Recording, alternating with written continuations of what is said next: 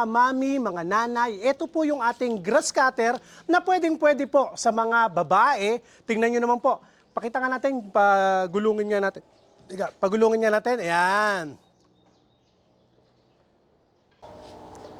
So may gulong na po siya, hindi kagaya ng traditional na grass cutter, kinakailangan pasanin o kinakailangan bitbitin kung saan hindi pa pwede po ang babae. Pero ito po, sa mga garden, sa mga Carabao grass, ayos na ayos. Kayo na po mismo ang mag-grass cutter, malilibang pa po kayo. Samahan niyo po ako, videoan po natin ang mga pa-order po sa atin ng ating mga nanay na trolley grass cutter.